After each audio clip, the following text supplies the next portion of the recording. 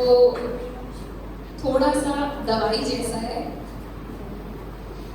कितने बच्चे 3rd standard को पार कर चुके हैं? हाथ उठाइए। क्लास 3 को कितने पार कर चुके हैं? हाथ उठाइए यंगस्टर्स। कोई है तीसरी फेल? जल्दी से हाथ उठाओ। आप में से कितने लोग क्लास 3 को पास कर चुके हैं? हम सब पास कर चुके हैं, मैक्सिमम लोग। कुछ छोटे बच्चे हमारे बीच में। तो ये बताइए, उसके साइंस के चैप्टर में वो जो हमारी टंग है ना, उसके बारे में कहता है। उसमें अपर्णा भाभी के अलावा बाकी कोई भी बता सकता है। जो बिटर टेस्ट है वो what part of the tongue पे होता है? छोटे बच्चे बताएंगे पहले। जो हमें कड़वा लगता है वो जीभ का कौन सा पार्ट है? बीच में कड़वा लगता है, आगे कड़वा लगता है, पीछे कड़वा लगता है? जल्दी बताओ। बीच में? पीछे? पक्का? कौन कह रहे पक्का? कौन कह रहे पक्का? जल्दी से हाथ उठाओ। सिर्फ एक? ठीक से पढ़ाई नहीं। सही बात। इसको याद रखने का एक तरीका बताती हूँ। मेडिसिन कहाँ पे रखते हैं? जीभ के पीछे पार्ट पे, ठीक है? वहीं पे कड़वी लगती है और वहीं कड़वा टेस्ट है। तो आज का जो मैसेज है वो थोड़ा सा कड़वा लग सकता है, पर ये हमारी सेहत के लिए बेहतरी को लाएगा। आमीन। तो इंग्लिश में जैसे कहते हैं, whatever is not tasting good, take it with a pinch of salt, है ना? थोड़े से नमक के साथ ले लो या थोड़ी सी चीनी के साथ ले लो तो वो अंदर चला जाएगा। अब हम आते हैं अपने टॉपिक पे। आज का टॉपिक है सोच और चरित्र। क्या टॉपिक है हमारा? सोच और चरित्र। क्या हमारा चरित्र हमारी सोच से इन्फ्लुएंस होता है? मेरे ख्याल से हमारे कैरेक्टर का, हमारे चरित्र का सबसे मेजर पार्ट जो है वो हमारी सोच है। हम जैसा सोचते हैं वैसा हमारे एक्शंस होते हैं, और वो एक्शंस जब जैसे सीमेंट धीरे धीरे हार्ड हो जाता है ना, ऐसे ही वो एक्शंस बार बार करते हुए वो हैबिट बन जाते हैं, और वो हैबिट हमारा चरित्र निर्धारित करते हैं। क्या ये बात सही है? अब जो नेक्स्ट स्लाइड है वो थोड़ी सी डिस्टर्बिंग हो सकती है। ये वाला केस किस किस को पता है? हम में से सब लोग न्यूज सुनते हैं, ठीक है? इस केस में अगर जो मेन कल्प्रिट था उसको कैरेक्टर सर्टिफिकेट देना हो तो आप क्या लिखेंगे? हम सबसे पहला शायद वर्ड लिखेंगे कि रेपिस्ट है। पर उस रेपिस्ट के पीछे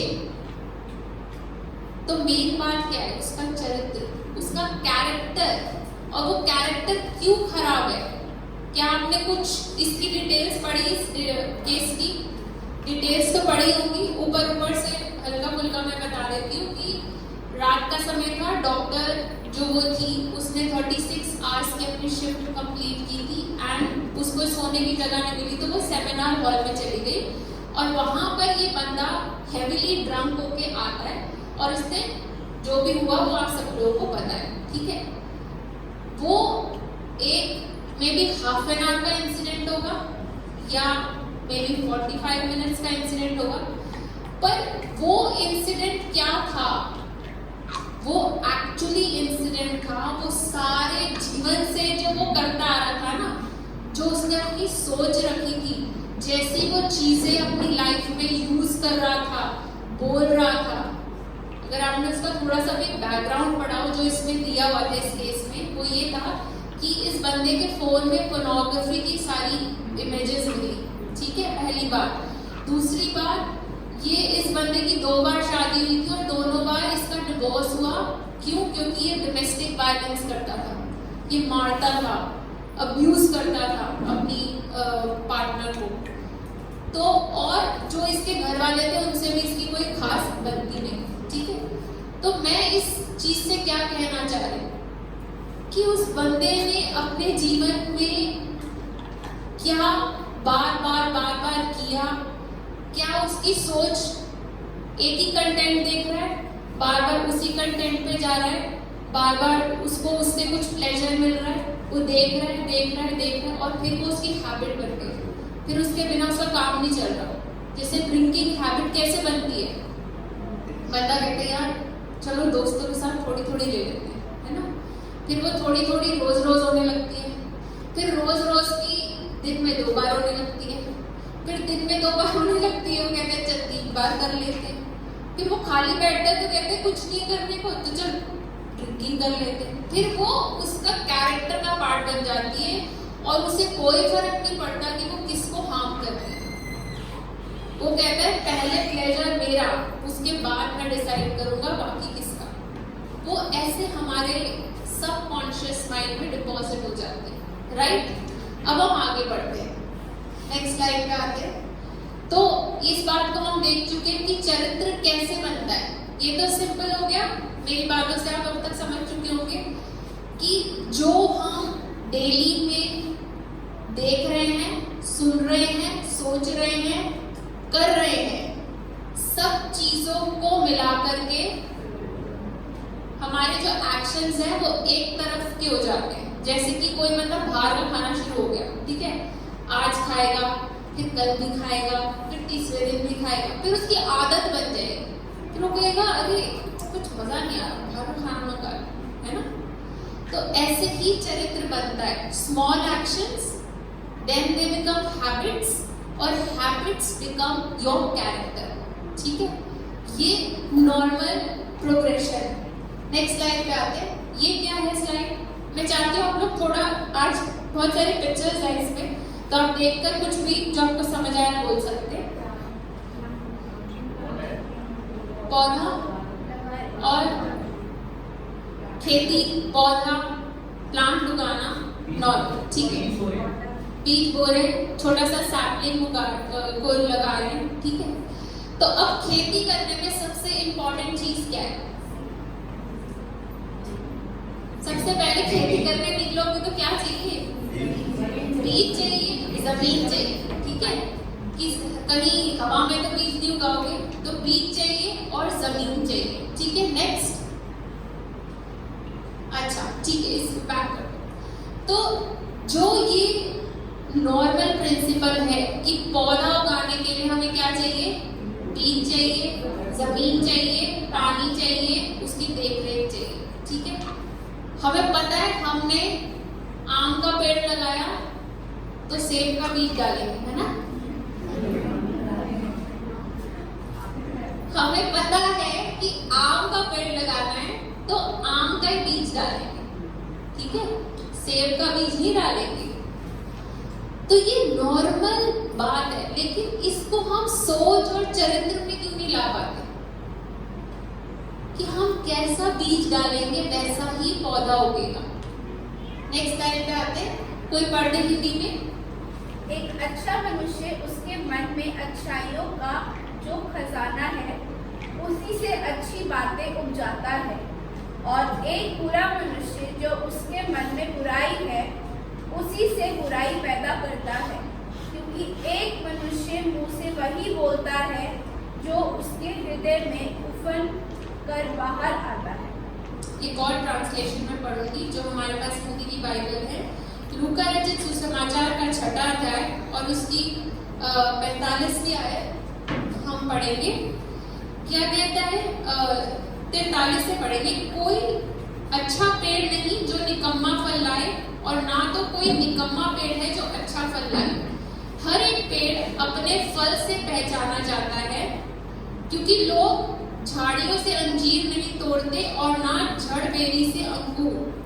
भला मनुष्य अपने मन के भले भंडार से भली बातें निकालता है, और बुरा मनुष्य अपने मन के बुरे भंडार से बुरी बातें निकालता है, क्योंकि जो मन में भरा है वही उसके मुंह पर आता है, ठीक है। तो इररिस्पेक्टिव ऑफ एनीथिंग, जो मन में भरा है वो ही बाहर आ रहा है। हम जो कोलकाता केस का साथ हम उसे एक पॉइंट पे आके क्यों दोषी ठहराएंगे? क्योंकि उसने सारे जीवन को गंद भरा अपने। वो तो एक फल था जो उसने किया, है ना, वो एक मोमेंट था जहाँ वो चीजें बाहर आ गई, लेकिन सारा जीवन उसने अपनी जीवन के परमेश्वर क्या कहता है कि तुम्हारा जीवन क्या है? एक जमीन है जिस पर वचन बोया जाता है, ठीक है, बोया जाएगा अगर हम अपनी जमीन परमेश्वर के हाथ में सौंपेंगे तो, ठीक है।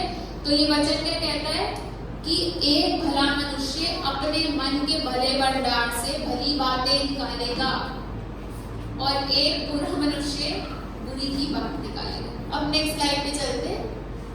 इसमें आपको क्या समझ आ रहा है?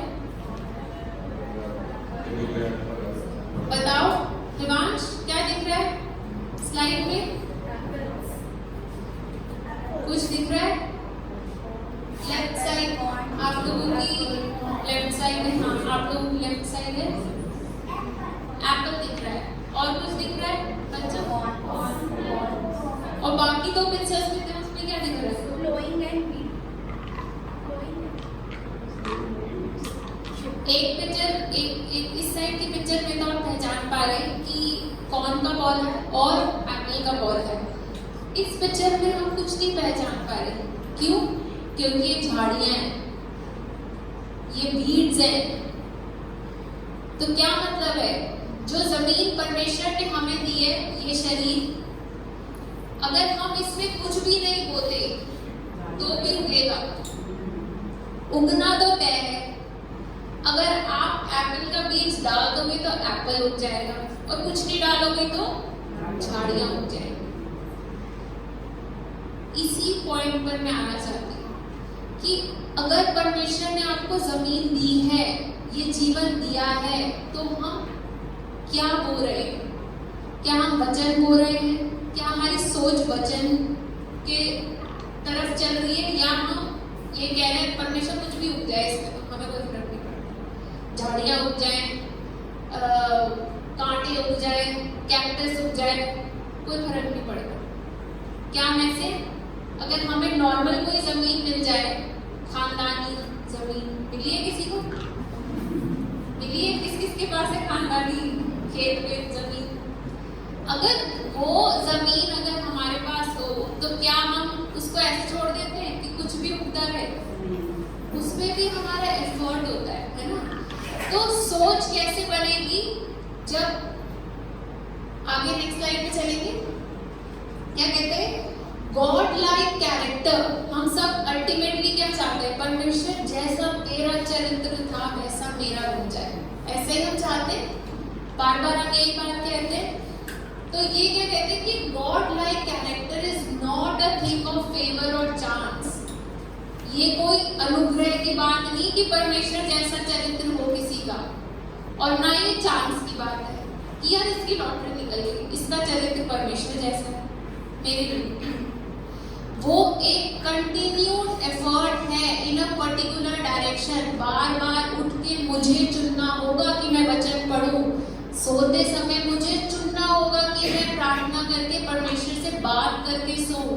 जब मैं किसी परिस्थिति में फंसूं तो मुझे चुनाव करना होगा कि परमेश्वर तू इस समय होता तो क्या करता, उससे पूछना। जैसे दाऊद चुनाव करता था, कितनी सारी बैटल्स हमने पढ़ी दाऊद की, हमने क्या उसमें एक बात लिखी, वो हमेशा बैटल से पहले कहता था परमेश्वर युद्ध तो तेरा है ना, परमेश्वर युद्ध तेरा है, तू मेरी अगुवाई कर।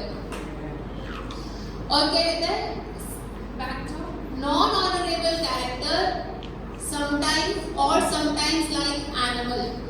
मतलब ऐसा चरित्र जो कि लोगों के बीच में जिसकी प्रशंसा ना हो, जो अच्छा ना हो, या वो कई बार इस हद तक पहुंच जाता है कि हम उसे कहते हैं जानवर जैसा व्यवहार किया। जैसा हम कोलकाता केस में हम क्या कह रहे हैं कि उस व्यक्ति ने जानवरों जैसा व्यवहार कर दिया, है ना।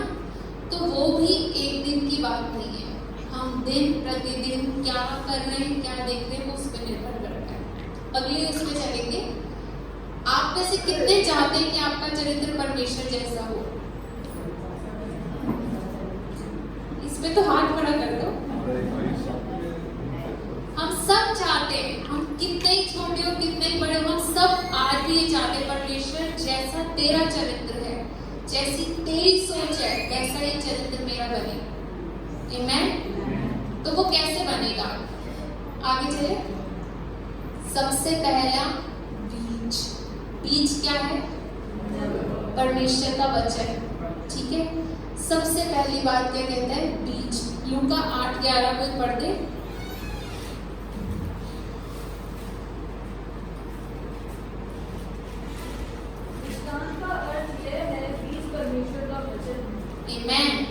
यहाँ वो साफ से वो कहता है कि बीज क्या है? परमेश्वर का वचन।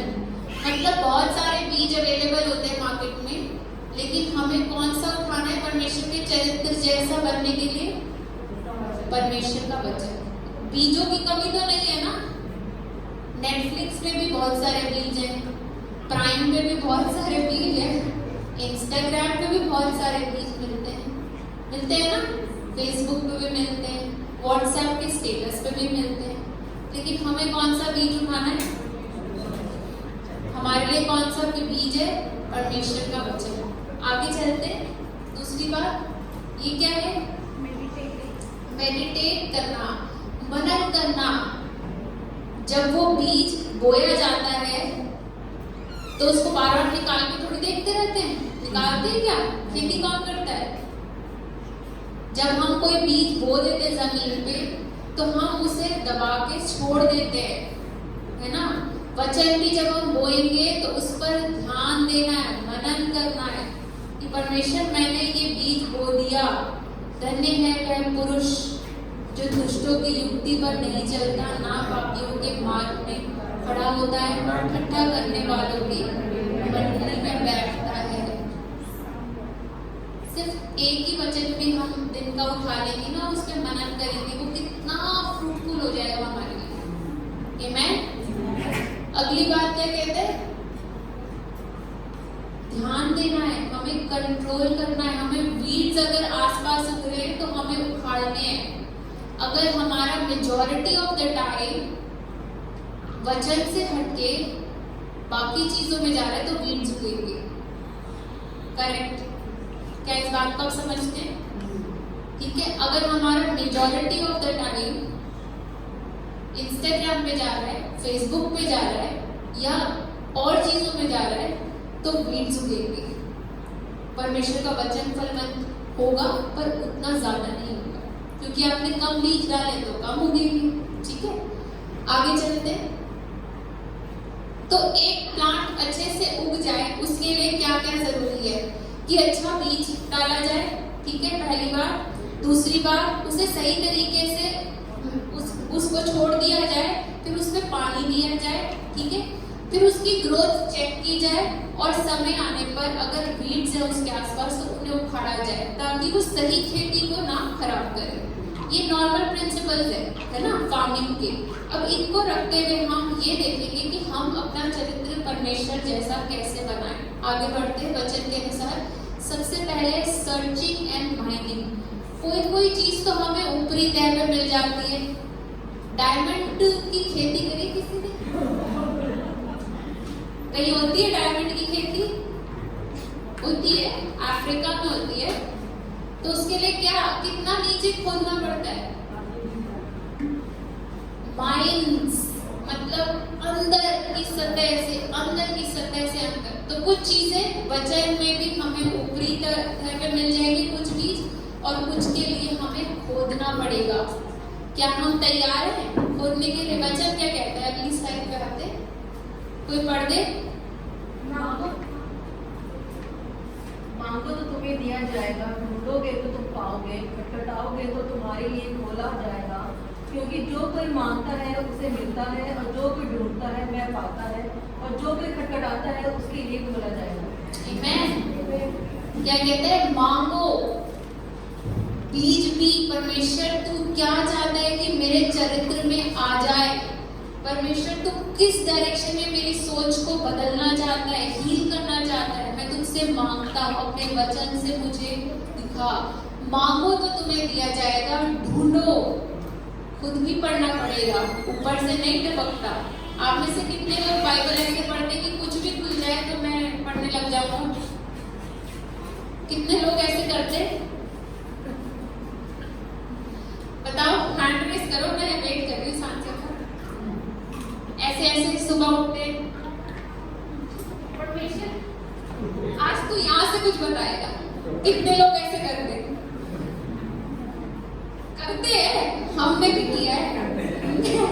मैं आपकी उंगली नहीं उठा रही, पर कितने लोग ऐसे अभी उसी, अच्छा मनोज क्या कह रहे हैं, मैं ऐसे करता हूँ। तो ये इनिशियल स्टेज के लक्षण है कि अभी तक हम बाइबल बिल्कुल ज्यादा नहीं पढ़ते, कभी कभी खोल लेते और ऐसे पेज उलट के थे, परमेश्वर ये वचन इसमें आज तो कुछ करे। मतलब हम एक पर्टिकुलर कहते ना खाने की स्टेज पे नहीं आए। बच्चे कभी कभी सॉलिड फूड दे दिया, मैक्सिमम टाइम वो मिल्क ही पी रहे, तो वो क्या कहते हैं, मांगो तो तुम्हें दिया जाएगा, ढूंढो तो तुम पाओगे, और खटखटाओ। खटखटाता कौन है? जो डेस्परेटली चाहता है कि कोई तेरी मदद कर दे, है ना? खटखटाते हम कब है? जब आप फंस जाते हैं और फिर आपको लगता है नहीं, अब किसी तरह से तो मदद मिले, है ना? तो वचन भी यही कहता है, मांगो तो तुम्हें दिया जाएगा, ढूंढो तो तुम पाओगे, खटखटाओ तो तुम्हारे लिए खोला जाएगा। परमेश्वर ने ये नहीं कहा कि मेरा मन होगा तो मैं खोलूंगा, वो कहते हैं खोला जाएगा। और क्या कहते हैं? क्योंकि जो कोई मांगता है उसे मिला है, और जो कोई ढूंढता है वह पाता है, और जो कोई खटखटाता है उसके लिए खोला जाएगा। तो अगर किसी का चरित्र परमेश्वर जैसा बनता जा रहा है तो वो क्या है? वो लगातार मांग रहा है, वो लगातार ढूंढ रहा है, वो लगातार खटखटा रहा है। आमीन। अगली स्लाइड पे आते हैं। क्या कहते हैं? वॉच, देखो, कंट्रोल, अपने आप को आपको संयमी भी बनाना पड़ेगा, और ऑल्टर थॉट्स। ऐसा नहीं है कि जब आप वचन की ओर मुड़ जाएंगे तो बाकी ख्याल नहीं आएंगे, बाकी चीजें आपको अट्रैक्ट नहीं करेंगी। हमारी सबकी अपनी अपनी अट्रैक्शन पॉइंट्स होते हैं। किसी को खाना बहुत पसंद है, किसी को कपड़े बहुत मजा देते हैं, किसी को मूवीज बहुत अच्छी लगती है। उन्हें करना अलाउड है, लेकिन कहीं कहीं हमें रोकना भी पड़ेगा खुद को, कहीं कहीं हमें ऑल्टर थॉट्स करना पड़ेगा। क्या मतलब है उसका? जब हम नेटफ्लिक्स खोलते हैं, इंस्टाग्राम खोलते हैं, अगर कोई ऐसा कंटेंट दिखे जो आप एक बार में समझ जाए कि सही नहीं है, तो वहीं रुक के मुड़ना भी है। ऐसा नहीं कि चल आज देख लेते हैं, इसमें क्या ही बुरा हो जाएगा, वो बुरा फसल में दिखता है, ठीक है? और क्या कहते हैं? Trace its effect upon you and it's family. कोई भी थॉट, कोई भी सोच, कोई भी बीज जो आपके जीवन में है, उस पर थोड़ा सा सोचिए कि आज मैं ये कर रहा हूँ, कल ये कैसा फल लेकर के आएगा मेरे लिए और मेरी फैमिली के लिए, ठीक है? जो चीज हम नहीं चाहते, एक बहुत आसान तरीका है, जो चीज हम नहीं चाहते कि हमारे बच्चे करें, वो हमें भी करनी छोड़ देनी चाहिए, है ना? अगर हम नहीं चाहते कि वो 85% ऑफ द टाइम फोन में लगे रहे, तो हमारे लिए क्या, सबसे पहले हमें क्या बोला जाता है? आपने छोड़ दिया फोन, है ना? तो यही तरीका है। आगे बढ़िए। यहोशू क्या कहता है? 1:8 पढ़ दीजिए। कोई नया बंदा पढ़िए जिसने पहले ना पढ़ा, पढ़ो। व्यवस्था की पुस्तक से तेरे चिंतन से कभी ना उल्लेख पाए, इसीलिए दिन रात ध्यान दिया करना, इसीलिए जो कि कुछ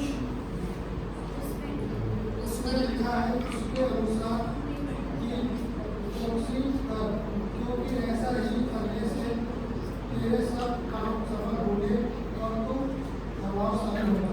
क्या कहते हैं? व्यवस्था की यह पुस्तक, कौन सी पुस्तक? यह पुस्तक, व्यवस्था की यह पुस्तक तेरे चित्त से, और हमारा चित्त ही हमारे थॉट्स का सबसे बड़ा भंडार है। आमीन।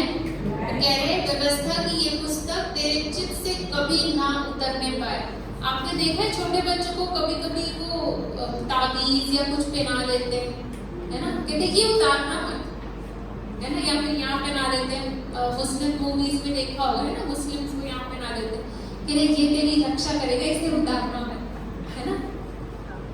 हमारे लिए सबसे बड़ी रक्षा परमेश्वर का वचन है, इसलिए वो कहता है कि ये व्यवस्था की पुस्तक तेरे चित्त से कभी उतरने ना पाए। इसका मतलब ये नहीं है इसे छाती पे रख के सो जाए, इसे चित्त में अंदर पढ़ना है, डिपॉजिट करने हैं वो बीज, ताकि वो सही समय पर फल लाए।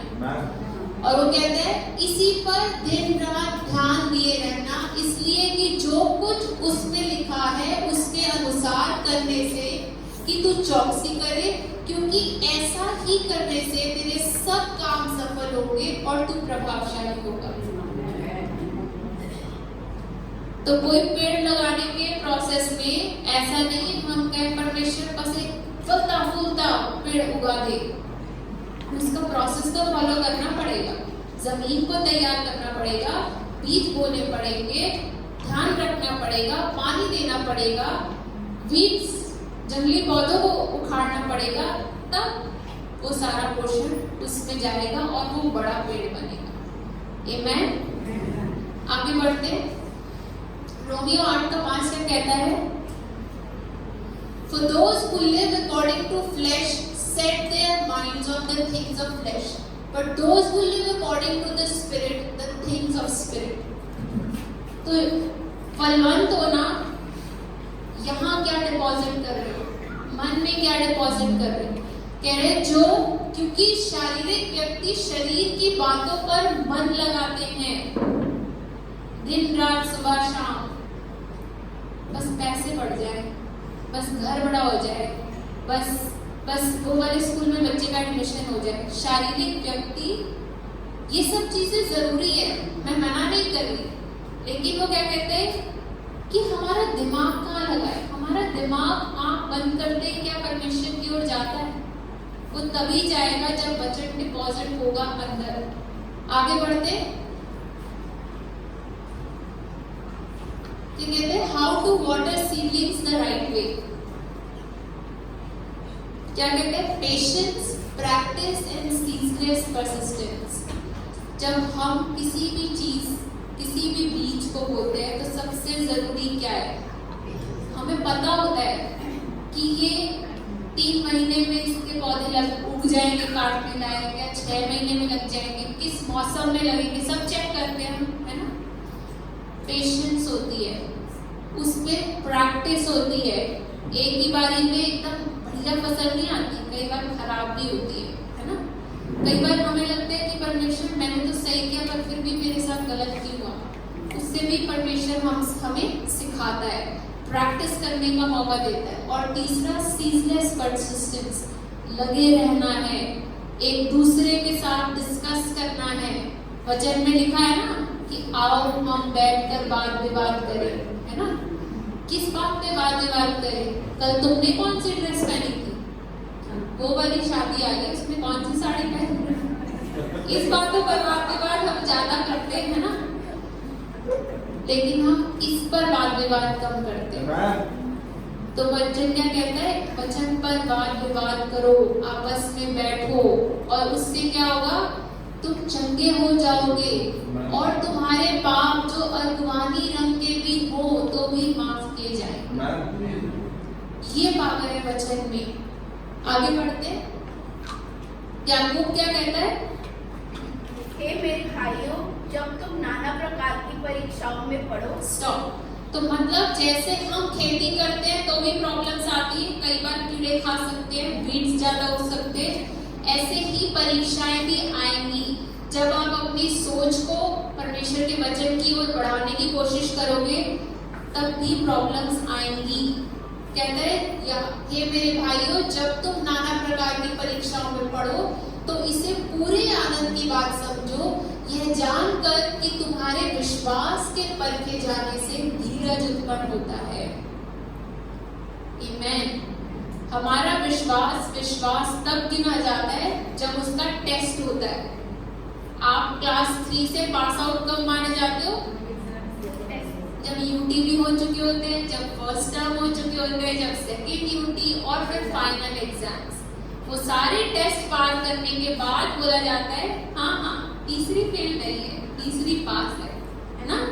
तो वो क्या कहते हैं, जब तुम नाना प्रकार की परीक्षा में पढ़ो, इसे संपूर्ण आनंद की बात समझो, क्योंकि तुम्हारे विश्वास के परखे जाने से धीरज उत्पन्न होता है। पर धीरज को अपना पूरा काम करने दो कि तुम पूरे सिद्ध हो जाओ और तुम्हें किसी बात की घटी ना लगे। ये परमेश्वर का प्लान है हम सबके लिए कि जैसा उसका चरित्र है संपूर्ण और भरपूर। और इसमें सबसे बड़ा उदाहरण कौन है? यीशु मसीह खुद। अगर आपने यीशु मसीह की लाइफ को थोड़ा भी ऑब्जर्व किया है ना, तो एक जो बात थी जो सबसे मुझे लगता है हाईलाइटेड बात है, जो यीशु मसीह कहते हैं कि मैं ऐसा कुछ भी नहीं कहता जो मैं पिता को कहते से सुना ना हो, और मैं ऐसा कुछ भी नहीं करता जो मैंने उसे करते हुए देखा ना। क्या आप देख रहे हो कि उसकी परमेश्वर यीशु मसीह की सोच और चरित्र कितनी वर्ड ऑफ गॉड के अलाइनमेंट थी। कहता है मैं ऐसा कुछ भी नहीं कहता जो मैंने परमेश्वर पिता से सुना ना हो, और मैं ऐसा कुछ भी नहीं करता जो मैंने उसे करते हुए ना देखा हो। क्या उसके समय में और काम नहीं हो रहे थे ना? सब काम हो रहे थे, हर तरीके की चीज थी, हर तरीके के लोग थे, हर तरीके के मजे भी थे, ठीक है। बट ही उसके पास सबसे बड़ी चॉइस क्या थी कि वो उसकी नजर कहाँ टिकी रहे? पिता की ओर।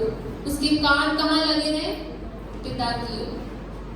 यही मैं चाहती हूँ। अगर हम आज परमेश्वर जैसा चरित्र चाहते हैं तो क्या जरूरी है कि हम वचन के बीज अपने जीवन में बोए, उस पर मनन करें, सोचें, उसको वाटर करें, ठीक है, वाटर करें, एक दूसरे से उस पर बात विवाद करें, उसके अच्छे पौधे उगते हुए देखें। और अगर हमें लगता है कि कहीं पर जंगली पौधे उग रहे हैं तो उन्हें उखाड़ दें।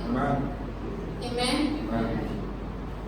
ये नॉर्मल बात है जिसको हम सोच और चरित्र में लाकर मैं आपको समझाना चाह रही हूँ। क्या नेक्स्ट स्लाइड है? मत्ती आखिरी वचन होगा शायद। मत्ती रचित समाचार का 7वां अध्याय 13वीं और 4वीं आयत। ये मेरी favourite, one of my favourite versus है।